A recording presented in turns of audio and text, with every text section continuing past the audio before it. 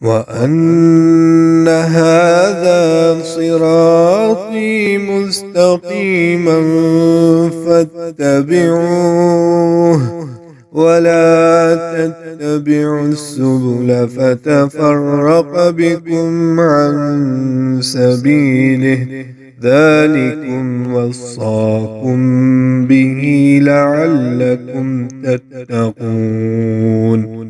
أعوذ بالله من الشيطان الرجيم.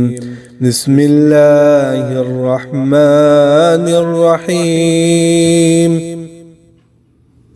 وعلیکم السلام ورحمۃ اللہ وبرکاتہ۔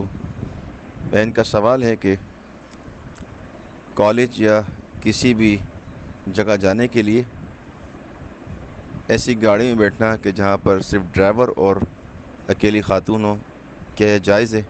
بسم اللہ والحمد للہ والصلاة والسلام علی رسول اللہ، اما بعد۔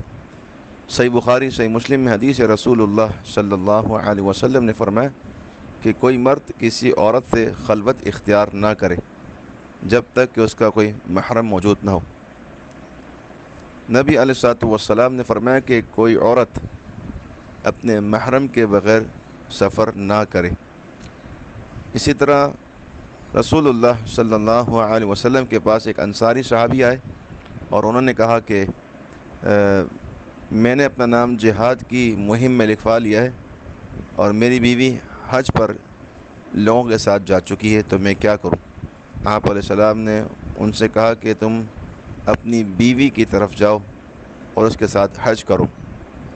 یہ بات اس لیے فرمائی کہ عورت بغیر محرم کے اتنا لمبا سفر نہیں کر سکتی۔ تو یہاں پر ایک اور حدیث رسول اللہ صلی اللہ علیہ وسلم کی صحیح بخاری میں آپ نے فرمایا کہ جب ایک مرد اور ایک عورت تنہائی میں ہو تو ان میں تیسرا شیطان ہوتا ہے۔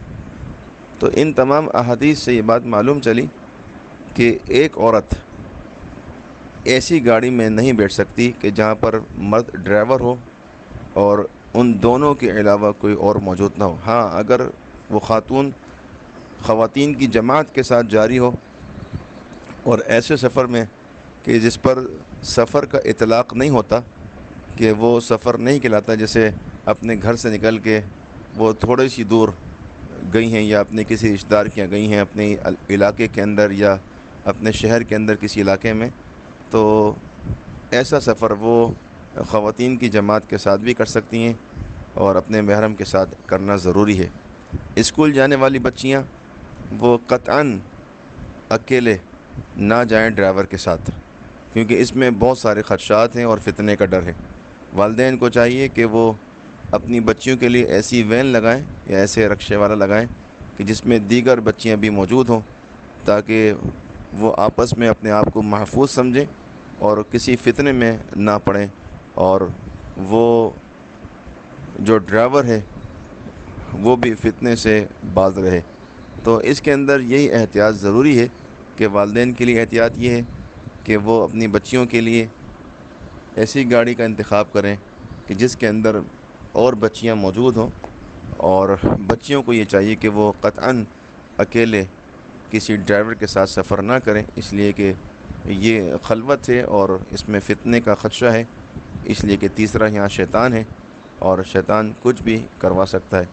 تو اس سے بچنا بہت ضروری ہے اور یہاں پر احتیاط بہت ضروری ہے، اس لیے کہ عزت و ناموس بہت اہمیت کی حامل ہے، اور اللہ تعالیٰ نے عورت اور مرد کی خلوت کے اندر منع فرمایا ہے کہ اس طرح کی خلوت، اور کیونکہ اس میں تیسرا شیطان ہوتا ہے، بہت احتیاط کی ضرورت ہے۔ ھذا ما عندی واللہ اعلم بالصواب۔